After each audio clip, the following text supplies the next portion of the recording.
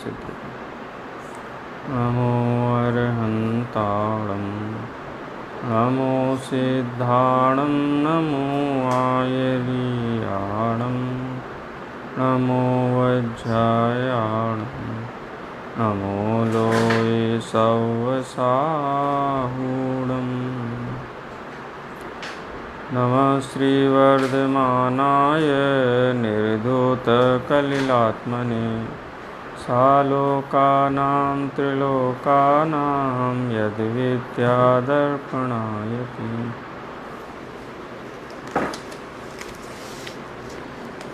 आचार्य समंतभद्रदेव कृत श्री रत्नकंड श्रावकाचार्य ग्रंथ के गुणव्रत अधिकार पर अपनी चर्चा चलती है। 74 छंदों तक अपनी चर्चा हुई है, जिसमें गुणव्रत का काफ़ी विस्तार से आचार्य समंतभद्रदेव ने यहाँ स्वरूप प्रस्तुत किया और गुणव्रत में धारण की गई मर्यादा के जो मर्यादा है अंदर, उसके बाहर के जो 5 प्रकार के पापों के त्याग हैं, उन त्यागों की तुलना महाव्रतों के साथ की गई। लेकिन अंतरंग में प्रत्याख्यानावरण कसाय के मंदोदय के कारण वो महाव्रत नहीं कहे जा सकते हैं, क्योंकि प्रत्याख्यानावरण कसाय के अभाव होने पर ही महाव्रत होते हैं। इस प्रकार की चर्चा यहाँ पर आई। 5 अतिचारों की चर्चा की और जो तीर्थंकर भगवान हैं उन्होंने अनर्थ दंड व्रत का जो स्वरूप बताया है, वो चर्चा अपनी 74 नंबर के छंद से शुरू हुई थी कि 10 दिशाओं में मर्यादाएं तो धारण कर ली हैं, लेकिन उस मर्यादा के अंदर भी जो स्थावर जीवों की उद्योगी, आरंभी, विरोधी अथवा जो सूक्ष्म असत्य है, सूक्ष्म चौर्य है, जो ब्रह्मचर्य अणुव्रत है, उसके अंदर जो मर्यादाएं हैं या परिग्रह की जितनी मर्यादाएं की गई हैं परिग्रह परमाणु व्रत के अनुसार, उनकी मर्यादाओं के अंदर भी व्यर्थ में कोई हिंसा नहीं करते हैं। ऐसा नहीं इसकी तो हमको छूट है। ऐसा होता है ना कई लोगों को कि हमको तो कोई बीमारी नहीं, हमको तो मीठा खाने की छूट है। तो छूट है का मतलब क्या है? कितना भी खाएं कितना भी खाएंगे तो हो जाएगी। हाँ, तो तकलीफ़ हो जाएगी, अनिष्ट कारक अभक्षित की कैटेगरी में आएगा। तो ऐसे ही गुणव्रत के अंदर जो मर्यादा धारण की गई है, उस मर्यादा के अंदर भी बहुत यत्नाचार प्रवृत्ति होती है। उसकी जो रूपरेखा है, उसका जो स्वरूप है, वो अनर्थ दंड व्रत के अंतर्गत यहाँ आचार्य भगवान बताते हैं। 75वां नंबर का छंद है। पापोपदेश हिंसा दानापध्यान दुष्श्रुति पंच प्राहुर्प्रमादचर्या अनर्थ दंडान दंडधरा। क्या लिखा देखो शब्द, अनदंडधरा। अनदंडधरा कौन है? जिन्होंने मन वचन काय, दंड माने क्या होता है? 3 दंड होते हैं, मन वचन और काय।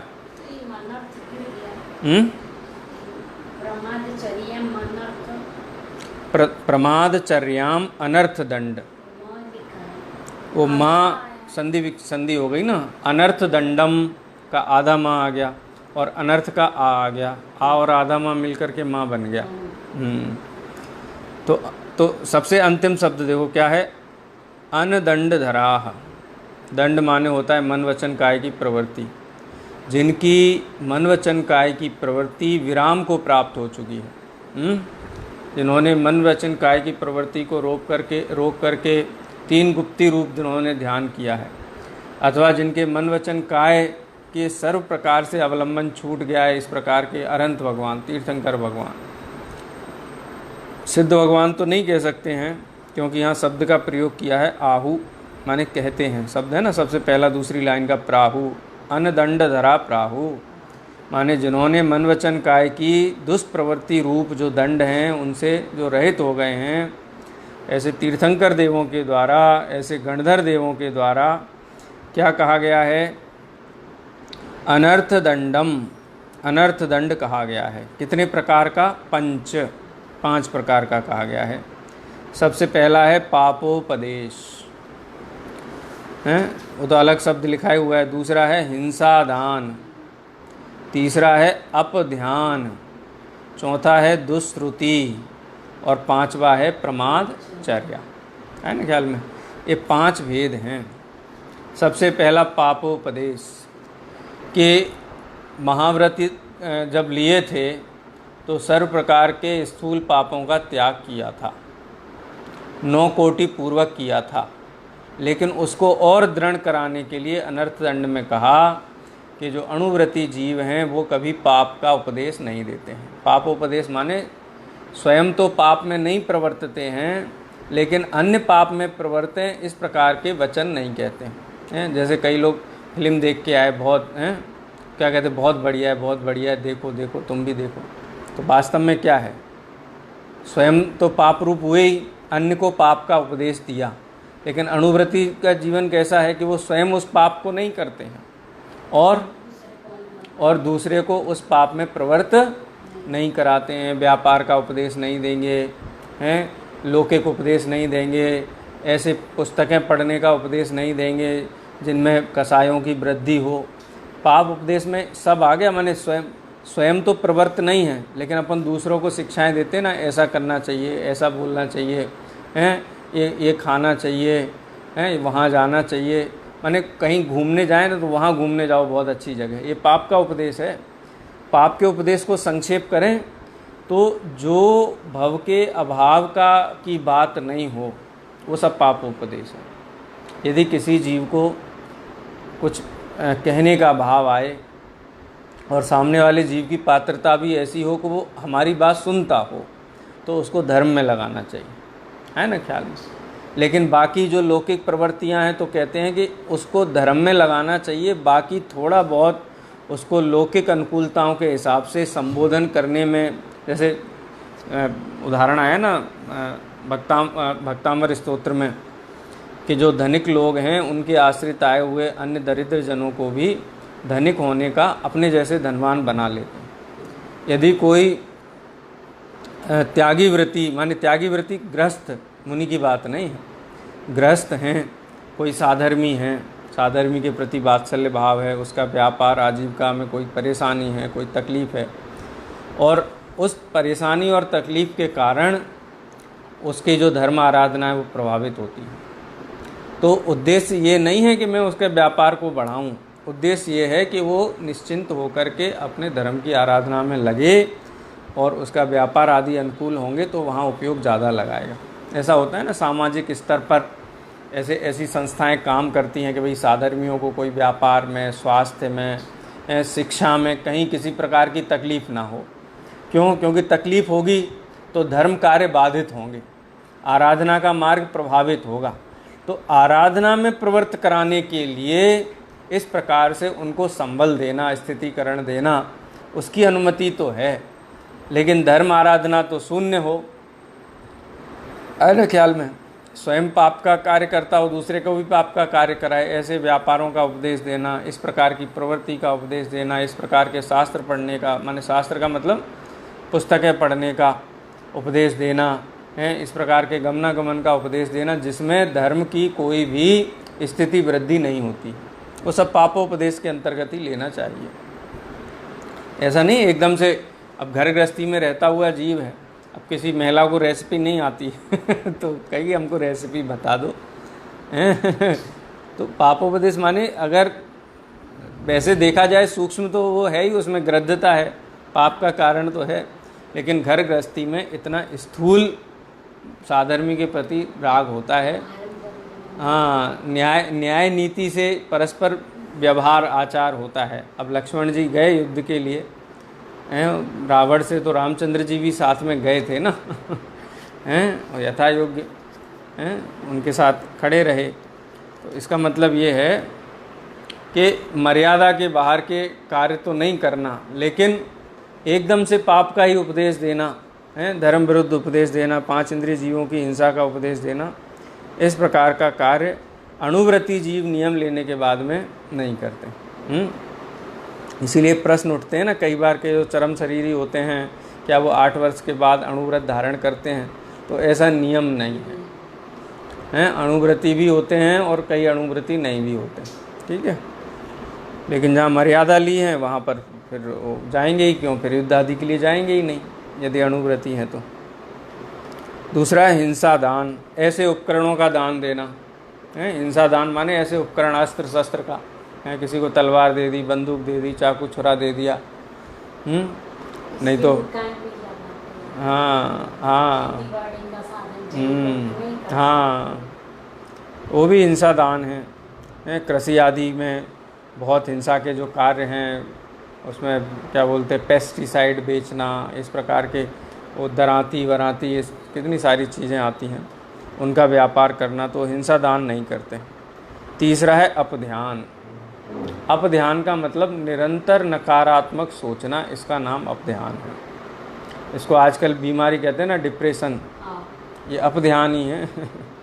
अपध्यान माने कि ऐसी वस्तु का विचार करते हैं कि दिन में अपने दिमाग में कचरा ही जमा रहे, अपने से पूरा नहीं हो, हाँ हाँ, तो अपध्यान है, अपध्यान है। और जो अणुव्रती होते हैं वो अपध्यान के त्यागी होते हैं। अपने ध्यान में पंच परमेष्टि को विराजमान कर रखा है तो अपध्यान आता ही नहीं है, हैं? अपने त्रिकाली ध्रुव आत्मा की बात का विचार करते हैं, तीर्थंकरों की बताए हुए तत्व का विचार करते हैं, 5 परमेष्टियों के स्वरूप का विचार करते हैं। बोलो धर्मात्मा जीव के लिए दिमाग में रखने के लिए कितनी सारी चीज़ें हैं, हैं? समय नहीं है, कितना पढ़े हैं, कितने शास्त्र हैं, इतनी श्रुतियाँ हैं, इतना आचार्यों ने लिखा है, पूरा जीवन भी पढ़ते रहें तो कम पढ़े, उत्तरोत्तर उसमें आनंद आता है। किसका विचार करें बताओ? अपने स्वरूप का विचार करें, 5 परमेष्टि का विचार करें, 3 लोक का विचार करें, 148 कर्म प्रकृतियों का विचार करें। अरे इतना सामग्री है विचार करने के लिए, 1 सेकंड की आपको फुर्सत नहीं मिली। कई लोग कहते हैं हम तो बोर हो रहे हैं, बोर हो रहे हैं। बोर का मतलब क्या होता है? अपध्यान होता है। हैं? ये अपध्यान है, हैं?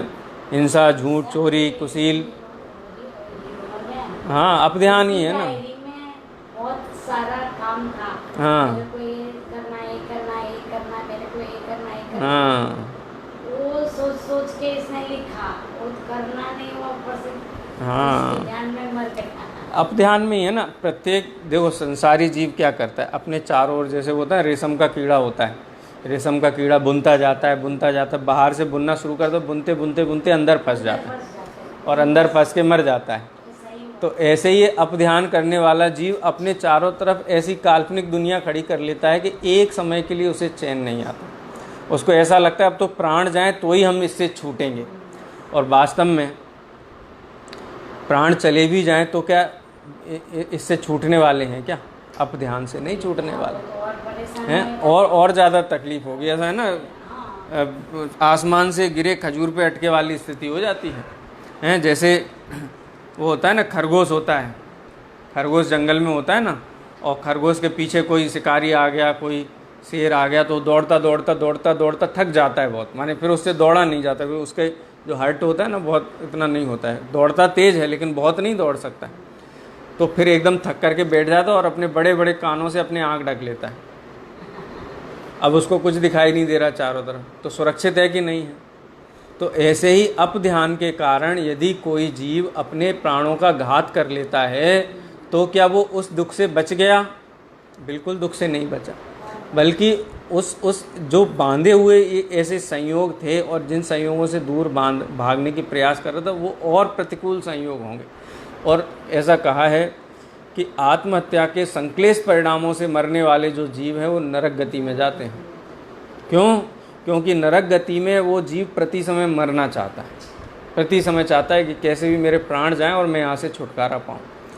बाकी चारों गतियों में क्रंच गति का जीव चाहे कितना ही क्षुद्र जीव हो, 2 इंद्रिय हो, 3 इंद्रिय हो, 4, मरना नहीं चाहता, वो अपने प्राण नहीं देना चाहता। मनुष्य जीव भी अगर बहुत तीव्र ध्यान में नहीं है तो वो अपने प्राण नहीं देना चाहता। और स्वर्ग में तो स्थिति ऐसी है कि उसको पता चल जाता है प्राण जाने वाले हैं, तो और माने उसको ऐसा होता है कि कैसे भी करके, हाँ। लेकिन नरक गति एक ऐसी गति है जहाँ पर जीव प्रति समय मरना चाहता है, मरना चाहता है माने वहाँ से छुटकारा पाना चाहता है, भले ही मरण हो जाए, हैं, अंग भंग हो जाए देह, वहाँ ऐसे भी परिणाम जीवों को आते होंगे कि वो नदी में कूद जाते होंगे, अग्नि में कूद जाते होंगे, यहाँ से भस्म होकर के हमारे प्राण छूटे, लेकिन मरण नहीं होता। अपध्यान भी है लेकिन भौतिक दुख नहीं है। भौतिक माने काल्पनिक प्रतिकूलताएं हैं, लेकिन भौतिक प्रतिकूलताएं तो नहीं है ना मनुष्य भाव में।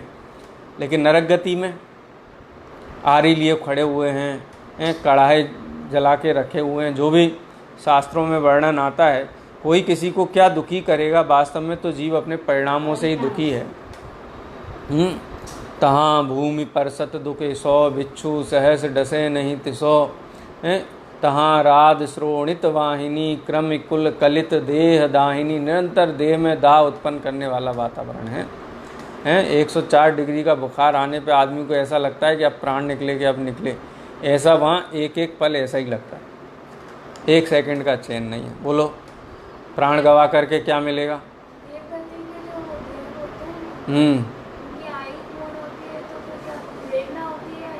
कुछ वेदना नहीं होती उनको, वैक्रियक शरीर है, कपूर की भांति समाप्त हो जाता है। हाँ, क्योंकि अपना वैक्रियक शरीर औदारिक शरीर है ना, और हाँ उसको कुछ नहीं करना।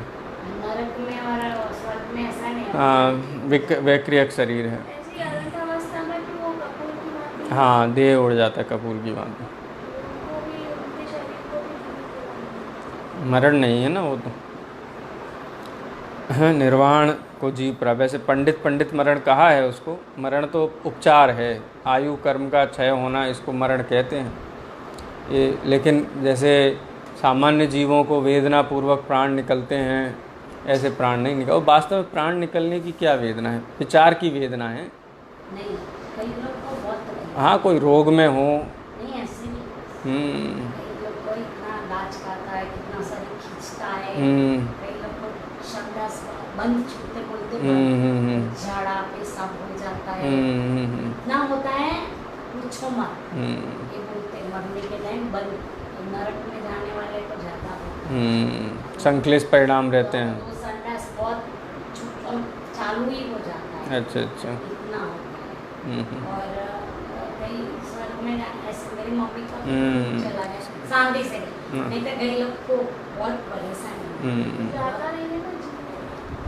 जैसा आपका परिणाम जीवन भर जैसा परिणाम किया ऐसा वही है ना, अपने विचारों पे है। देखो शरीर की स्थिति तो जो है वो है, लेकिन अपना उपयोग की स्थिरता क्या है, जैसा जीवन जिया है, कैसी गति होनी है। हाँ, वही है। क्रमबद्ध पर्याय की दृष्टि से देखा है, जिसकी जैसी गति होनी है उसके वैसे परिणाम होते। जैसी गति वैसी मति, जैसी मति वैसी गति, मतलब दोनों ही सत्य हैं, सापेक्ष हैं।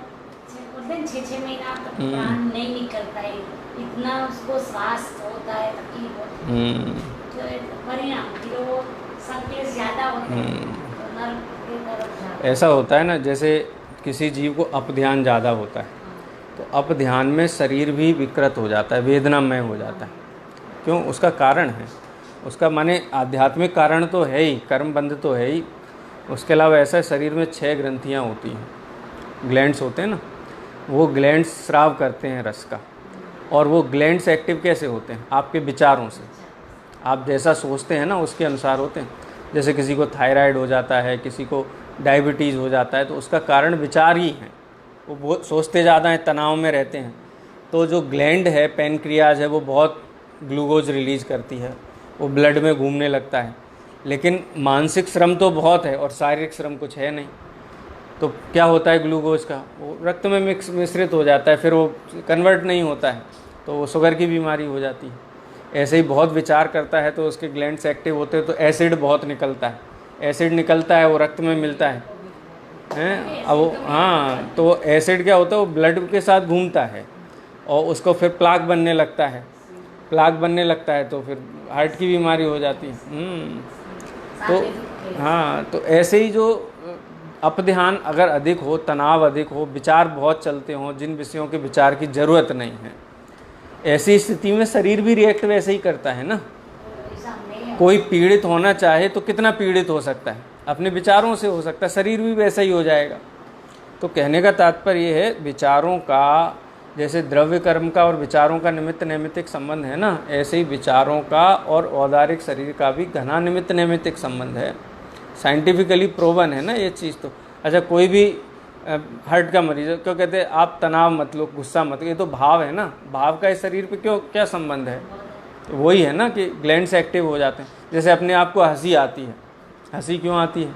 नींद आती है, नींद क्यों आती है? तो कहते हैं ना आपके शरीर में वो स्राव करते हैं ग्लैंड्स, कोई पर्टिकुलर ग्लैंड, कोई बात आप सुनते हैं और सुन करके उसकी जो प्रतिक्रिया स्वरूप जो होती है, तो ग्रंथि एक्टिव हो जाती है सुन करके, और फिर अपने को हंसने, शरीर में क्रिया होने लगती है।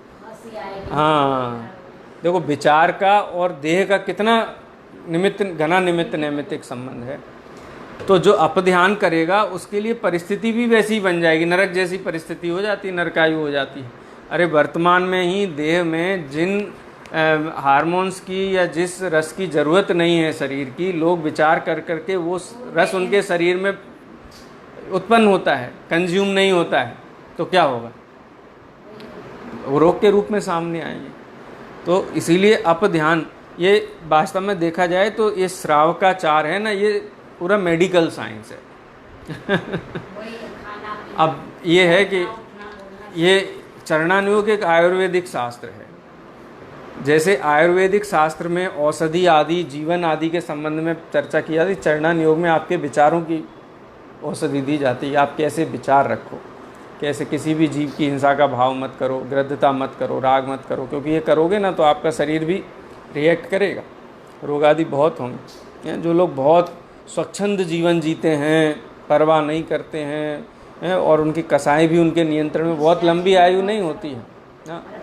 हाँ, जीवन तो खराब होता ही है, शरीर भी खराब होता है, कहने का मतलब है। हाँ, जैसे अपध्यान करे, कोई ऐसा विचार करे कि कुछ नहीं है, सब असार है। अब अध्यात्म का ज्ञान तो है नहीं, आत्मा के स्वरूप का, त्रिकाली ध्रुव आत्मा का तो ज्ञान है नहीं। तो विचार करते करते क्या होता है, शरीर वैसा ही श्राव करता है, वो विचार और ज़्यादा सघन हो जाते हैं। और कहते हैं ना कि अगर सही समय पर इसका उपचार ना लिया जाए तो व्यक्ति इतना बंध जाता है अपध्यान में कि डॉक्टर भी फिर इलाज नहीं कर सकते, साइकेट्रिस्ट फिर इलाज नहीं कर सकते उसका।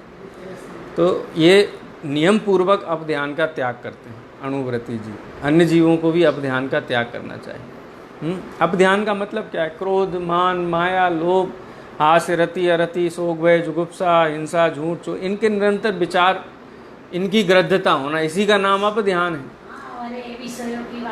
हाँ, इसमें देखो अप्रयोजन भूत विचारों में पड़े रहना, जिन विचारों से अपना कुछ लेना देना नहीं है। उनके यहाँ ये हो रहा है, उनके यहाँ ऐसा हो गया, वो ऐसे परेशान हैं, और पूरी दुनिया भर का वो बोझा अपने कर्तापना अपने माथे लेकर के बैठना, ये सब अपध्यान है। अपने पास विचार करने के लिए कम विषय हैं क्या?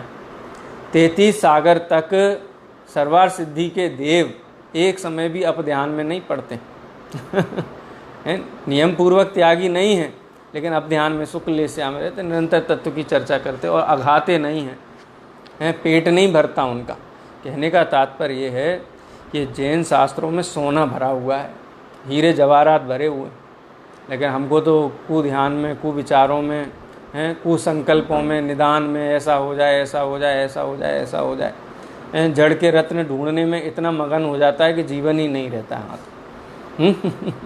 लेकिन चैतन्य रत्नाकर की चर्चा शास्त्रों में है, अगर पढ़ना शुरू करे। लेकिन ऐसा है, देखो अध्यात्म का और शास्त्रों का जो नहीं पढ़ेगा उसको आनंद नहीं आएगा।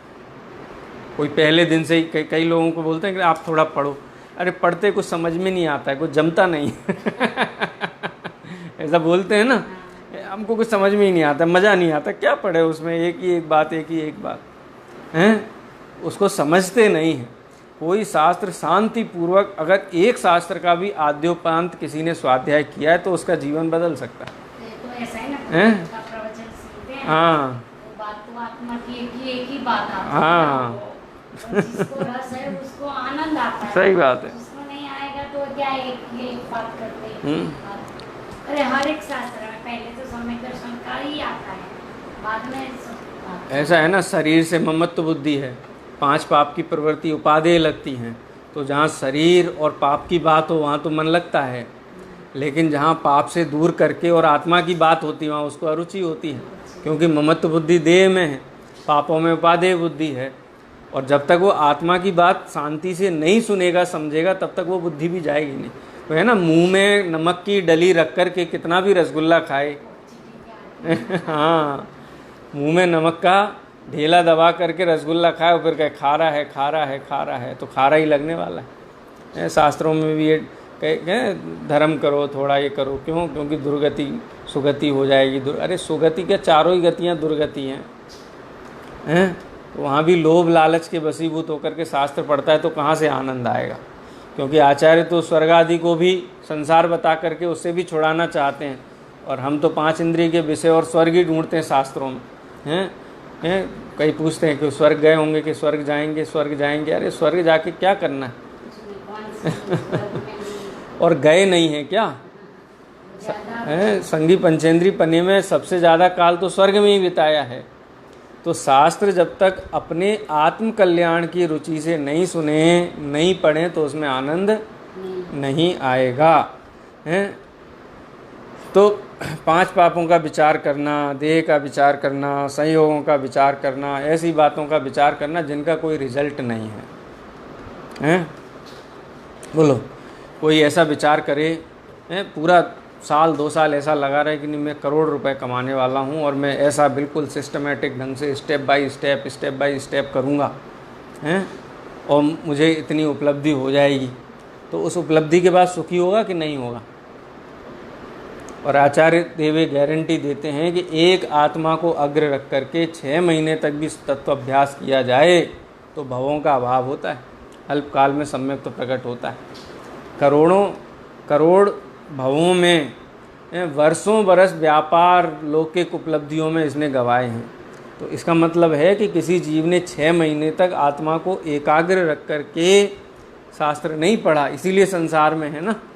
अगर एक आत्मा की अग्रता, आत्मा माने मैं अपने स्वरूप के अलावा, मुझे 4 गति में नहीं घूमना है, मुझे जन्मना मरना नहीं है, मैं तो त्रिकाली ध्रुव आत्मा हूँ, उसके अलावा मैं और कुछ भी अपने आप को मानने को तैयार नहीं हूँ, वो मान करके पढ़े तो विशुद्धि हो सकती है, नहीं तो देह में रुचि। देखो शास्त्र पढ़ने में अरुचि होती है?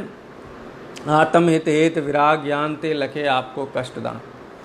और कहीं बहुत बड़ा मंच सजाया गया हो, पूरी समाज ने आमंत्रित किया हो सम्मान करने के लिए, और 1000 लोग माला लेकर के खड़े हों और बोले सब माला पहनाएंगे, तो गर्दन नहीं झुकती इसकी, हैं बराबर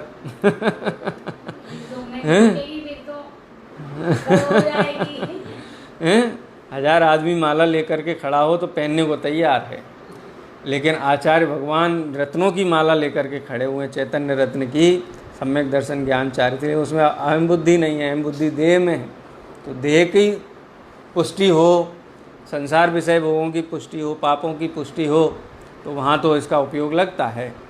लेकिन जहाँ वितरागता की बात हो, आत्मा की बात हो, त्रिकाली ध्रुव की बात हो, वहाँ पे कहते हैं आत्मा के कितना आत्मा की बात करोगे, तो ये सब अपध्यान है।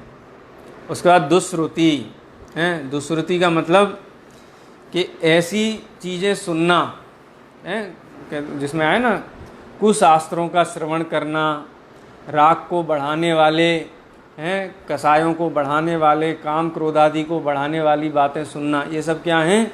दुश्रुति हैं। श्रुत को छोड़ करके कुश्रुत को सुनना, वो दुश्रुति है। और 5वें नंबर का है प्रमादचर्या। प्रमादचर्या का मतलब है क्रोधाभिनिवेश के साथ में जीवन की जो कार्य हैं उनका संचालन करना, क्रोध में आके, मान में आके, मायाचारी से, लोभ आदि से, हैं, हास्य, रति, अरति, ये सब क्या हैं? सब प्रमाद हैं, कसाएं। वैसे तो प्रमाद के 15 भेद बताए शास्त्रों में। 5 इंद्रिय के विषयों में रुचि, 5 इंद्रिय के विषयों में इतनी रुचि है कि किसी जीव के प्राणों का घात भी होता हो तो हो जाए, इसको फर्क नहीं पड़ता, ये प्रमादचर्या है। 5 इंद्रिय के विषय, 4 कसाएं, क्रोध, मान, माया, लोभ हैं, कितने हुए? 4 और 5 9, और 4 विकथाएं हैं। विकथाएं वो भी प्रमाद हैं। स्त्री कथा, भोजन कथा, चोर कथा, राज कथा, सब क्या हैं? विकथाएं हैं। और निद्रा, स्नेह, निद्रा और स्नेह, ठीक है, ये 15 प्रकार के भावों से अभिनिवेशित होकर के, इन 15 प्रकार के भावों के अधीन होकर के चर्या करना माने अपना स्वरूप तो भूल ही गया है, अन्य जीव को भी जीव ना गिने। स्वाद के लोभ में, मान के लोभ में, क्रोध के लोभ में, मायाचारी के कारण, माने मान का भी लोभ है ना, ये सब, इसे लोभ पाप का बाप का है। माने क्रोध, मान, माया, लोभ, ये लोभ के कारण उत्पन्न होते हैं।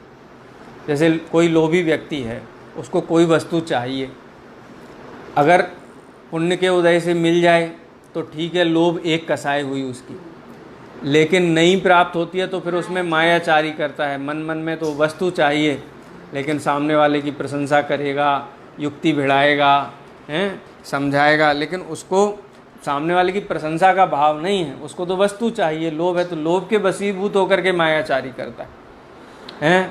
अपने को श्रेष्ठ बताएगा, अपने को प्रभावशाली बताएगा कि मैं बहुत, झूठ बोल करके अपनी प्रामाणिकता सिद्ध करेगा वो वस्तु के लिए, तो मान भी लोभ के वशीभूत होकर के होता है।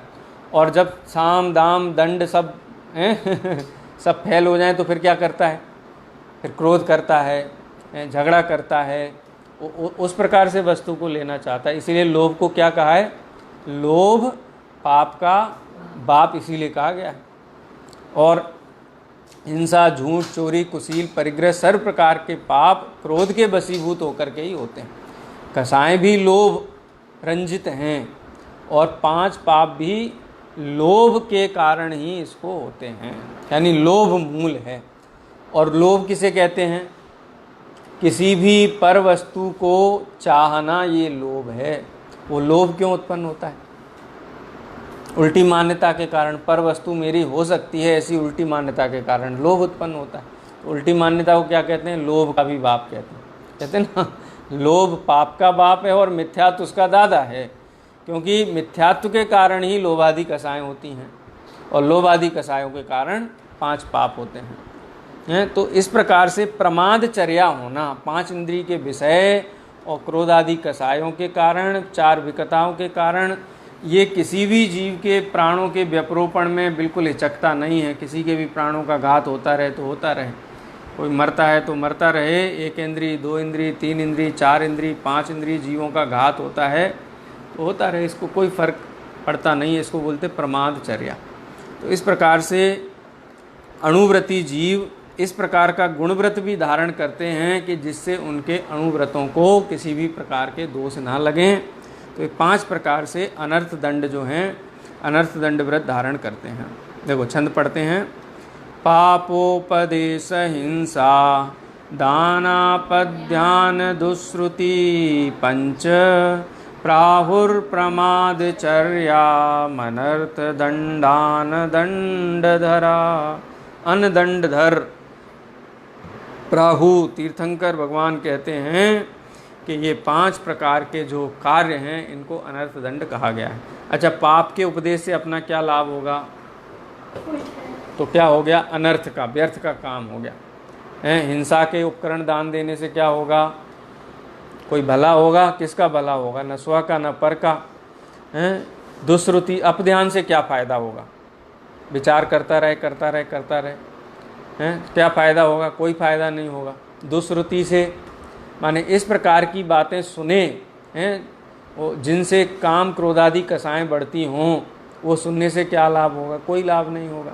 प्रमाचर्या से क्या लाभ होगा, कोई लाभ नहीं होगा। इसलिए इनको कहते बेकार के काम। इसको सरल हिंदी में कहें ना, अनर्थ दंड व्रत माने बेकार के काम, जिनसे कोई आजीविका भी नहीं है, घर गृहस्थी भी नहीं चलती है, क्योंकि अणुव्रती जीव को उतना विकल्प है परिवार के पालन पोषण का, तो उसके लिए इन कार्यों की ज़रूरत नहीं है, और फिर भी करे तो इसलिए इससे अच्छा है कि इनका नियम पूर्वक त्याग किया जाए। ठीक है, कौन सा, हाँ 5 श्लोक हो गए ना, ये श्लोक पढ़ते हैं अब। तिर्यक्लेश वणिज्या हिंसारंभ प्रलंबनादीनां कथा प्रसंगः प्रसव स्मर्तव्यः पाप उपदेशः। पाप का उपदेश किसे कहते हैं, कि सबसे पहले तिर्यक, तिर्यक माने त्रियंच गति के जो जीव हैं, तिर्यक क्लेश, तिर्यक क्लेश माने त्रियंच गति के जीवों को कष्ट हो, ठीक है। तिर्यक क्लेश, वाणिज्या, वाणिज्य माने व्यापार का उपदेश देना, हिंसा, हिंसा का उपदेश देना, आरंभ, आरंभ का उपदेश देना, प्रलंब, प्रलंब माने ठगने की विद्या सिखाना है, ऐसे बात करना, ऐसे मुस्कुरा के बोलना है, शांति से बोलना और अपना काम साधना, तो ऐसा दूसरों को उपदेश देना। तो तिर्यक क्लेश, वाणिज्य माने व्यापार, हिंसा, आरंभ, प्रलंब माने मायाचार, आदि नाम इत्यादि का, और क्या, कथा प्रसंग, कथा प्रसंगा माने ये जो 5 चीज़ें बताई हैं ना, इनसे संबंधित चीज़ों का उपदेश देना। कथा प्रसंगा, कहानी सुना सुना करके कि देखो ऐसा हुआ था, ऐसा हुआ था, इसको कथा ही कहेंगे ना, बड़ा रस लेकर के। कथा प्रसंगा शब्द का क्यों प्रयोग किया है कि ये जो 5 प्रकार की क्रियाओं का दूसरों को उपदेश देना, कैसे बड़े मधुरता के साथ में रुचि लेते हुए हैं, कथा प्रसंग प्रसवः, इस प्रकार की कथाएं सुनाना, कथाएं माने इस प्रकार की चर्चा करना, इस प्रकार की चर्चा उत्पन्न करना, उसको पापोपदेश स्मर्तव्य, उसे पापोपदेश जानना चाहिए, ठीक है। तो 5 प्रकार का तो बताया था अनर्थदंड, 5 प्रकारों में पहले प्रकार के भी 5 प्रकार यहाँ पर बता दिए। त्रियंच जीवों को कष्ट पहुँचाने वाली बातें, व्यापार आदि की बातें, जिसमें प्रत्यक्ष 1 इंद्रिय 2 इंद्रिय से लेकर के पंचेंद्रिय जीव की हिंसा हो, हैं। कई लोग कहते हैं ना भारत सरकार को एटम बम बनाना चाहिए, ऐसे ऐसे हथियार बनाना चाहिए, वो दुश्मन के घर में वो कर देना चाहिए, सब क्या है, ये सब अनर्थदंड है, हिंसा। आरंभ, आरंभ का उपदेश देना, आरंभ का उपदेश माने जो व्यापार आदि करते हैं, उन व्यापार आदि करने में भी और उनको वृद्धि का उपदेश देना, उसमें निश्चित रूप से आरंभ होगा। आरंभ होगा माने उनके मेंटेनेंस में जो हिंसा होगी वो आरंभ संबंधी पापोपदेश है। मायाचार का उपदेश देना, आदि शब्द लगाया आचार्य ने, आदि, बाकी अपने मन से और समझ लेना चाहिए। उसको पापोपदेश स्मर्तव्य, उसे पापोपदेश नाम का अनर्थदंड पाप कहते हैं। 77वें नंबर के छंद में वाणिज्य, व्यापार संबंधी, पर शुक्रपाण खनित्र ज्वलनायुध श्रृंगी श्रृंगलादीनां वध हेतूनां दानं हिंसा दानं ब्रुवन्ते बुधा बुधा। गणधर देव हैं, बुध कौन होते, केवल ज्ञान के धारी, जो केवली भगवान तीर्थंकर भगवान हैं, अथवा गणधर देव हैं 4 ज्ञान के धारी, बुद्ध हैं, बुद्ध शब्द का प्रयोग किया है। परशु, परशु माने फरसा, कृपाण, कृपाण माने कटार, कटार बोलते हैं ना, छुरा। खनित्र, खोदने के लिए फावड़ा आता है, फावड़ा। ज्वलन आयुध, ज्वलन आयुध माने पटाखे, ज्वलन आयुध पटाखे। श्रृंगी, श्रृंगी माने श्रृंगी, श्रृंगी वही छुरी चाकू, सींगी, सींगी। श्रृंगी श्रृंखला, सांकल, पशु को बांधने के लिए सांकल आदि बेचना या सांकल आदि देना, पिंजरे देना, किसी को पिंजरे दान देना या पिंजरे बेचना। बंध हेतु नाम, क्या कहा, श्रृंगी श्रृंखला बंध हेतु नाम, श्रृंगी और श्रृंखला जो जीवों को बांधने के लिए काम में लाया जाए। श्रृंगी शब्द का अर्थ तो वो होता है विष, जहर, जहर विष देना। विष कौन सा, मच्छर मारने की, चूहा मारने की और जीवों को मारने की जो वस्तुएं हैं उनका दान देना, वो बेचना।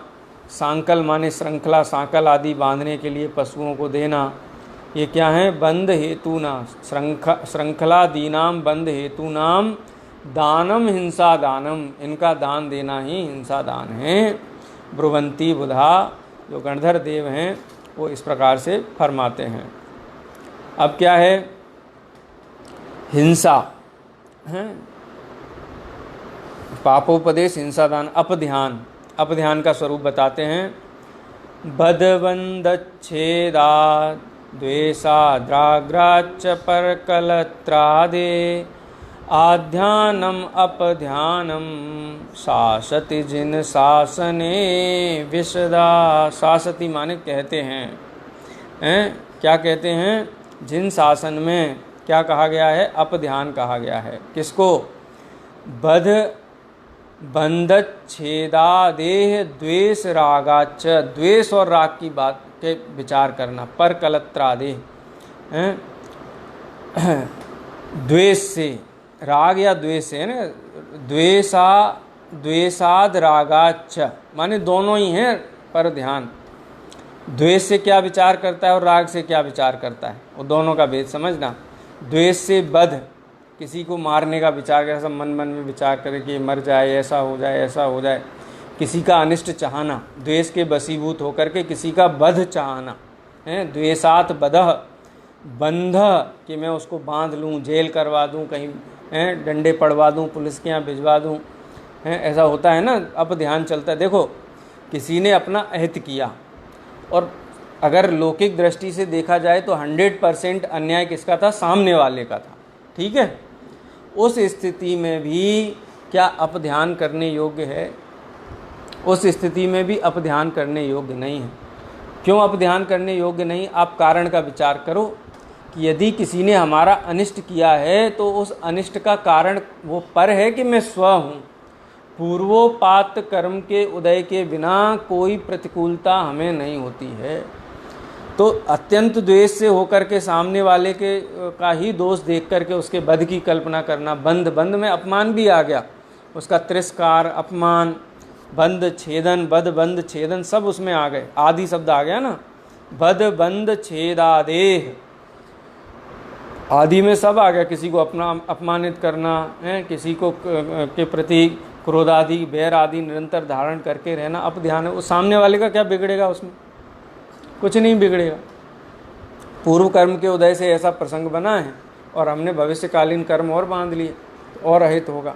तो द्वेषात बध, बंध और छेद आदि हैं, और रागाच पर कलत्रादे, और राग भाव से कि किसी की स्त्री का विचार करना है, किसी भोग का विचार करना, किसी की वस्तु का विचार, अत्यंत रागवान होकर के कहते हैं लार टपकाना हर चीज़ पे, हैं ऐसा हो जाए, ऐसा हो जाए। इसकी चर्चा पहले भी आई थी ना, किसी का वैभव आदि देख करके ऐसा हमको भी मिल जाए, हमको भी मिल जाए, हैं विस्मय होना।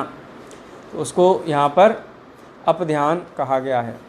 आध्यानम अपध्यानम, इन सब चीज़ों का जो चिंतवन है, द्वेष से भर करके चिंतवन करना या राग से भर करके चिंतवन करना पर वस्तु का, इसको आध्यान कहा है। इनका चिंतन करना आध्यान कहलाता है और ऐसे आध्यान को अपध्यान कहा गया है। उसके बाद दुश्रुति, दुश्रुति किसे कहते हैं?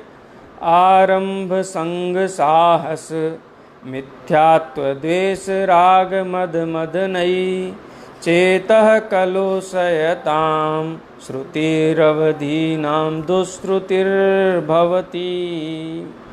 आरंभ, संग, साहस, मिथ्यात्व, द्वेष, राग, मद, मदनई,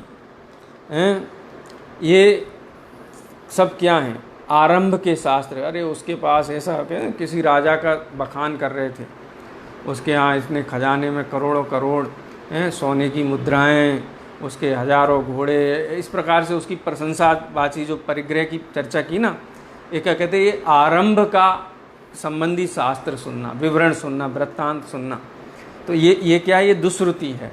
आरंभ से संबंधित कथा सुनना, संग से संबंधित, संग माने परिग्रह, ये वस्तु ये हमारे पास हो जाए, दूसरे की विचार करना और हमारे पास इस प्रकार की वस्तु हो जाए, उसका विचार करना या उससे संबंधित शास्त्र सुनना। शास्त्र माने कथाएं सुनना।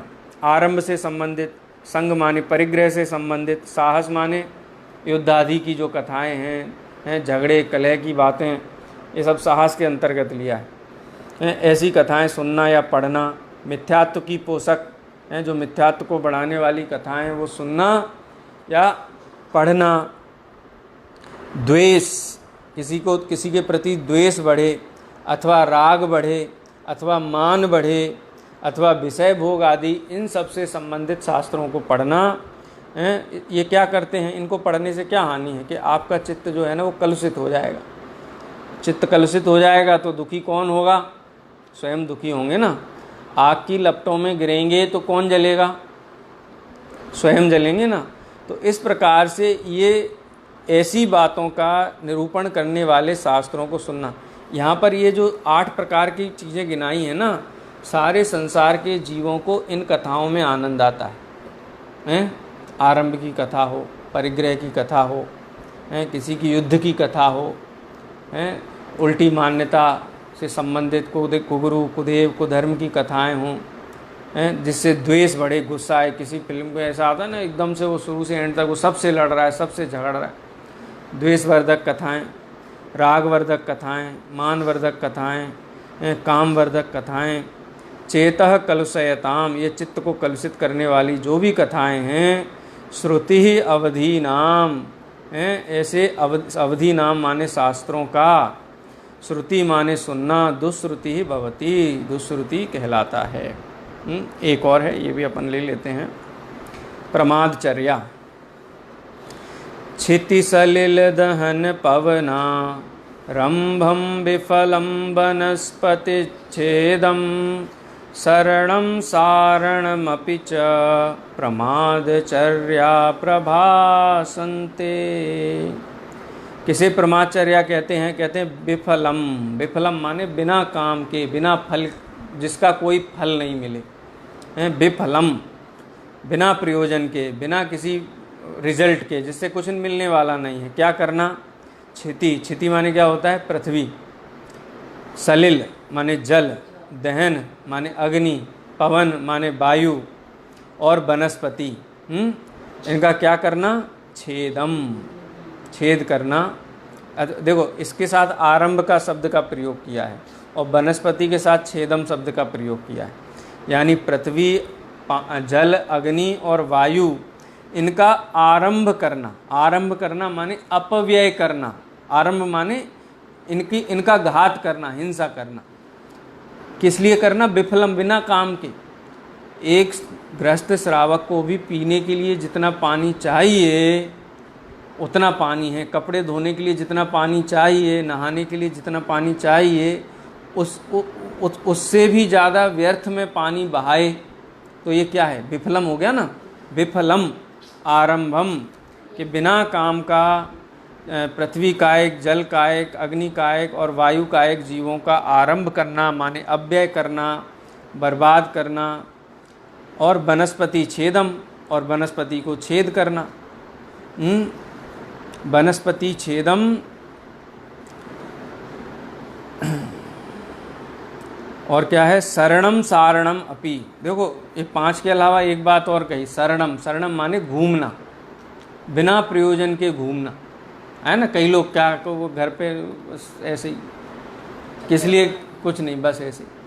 शरणम सारणम, स्वयं घूमना, और सारणम माने दूसरों को घुमाना, जिससे कोई प्रयोजन नहीं है। ऐसा इधर उधर भटकना, दूसरों को भटकाना। शरणम सारणम, इनको प्रमादचर्या नामक अनर्थ दंड प्रभासन्ते कहा गया है। देखो, प्रमादचर्या में सोने की बात नहीं आई, आलस्य की बात नहीं आई। वास्तव में जो जीव पर द्रव्य से विमोहित है वही प्रमाद है ना। अपने स्वरूप को भूल जाना ही तो सबसे बड़ा आलस है। आलसी किसे कहते हैं? जो अपना काम नहीं करे वो आलसी। तो जो अपने आत्मा का श्रद्धा ज्ञान चारित्र नहीं करे मोक्ष मार्ग में, उसको आलसी कहा गया है, प्रमादी कहा गया है। इस प्रकार से 5 प्रकार का जो अनर्थ दंड के भेद हैं, इनकी संक्षेप में अपन ने चर्चा पढ़ी है। आगे इसके अतिचारों की भी चर्चा करेंगे। आज यहीं विराम देते हैं। निज निधि निज में बताई, यह अनंत उपकार है। इसके लिए जिन वाणी माँ को वंदना 7 बार है।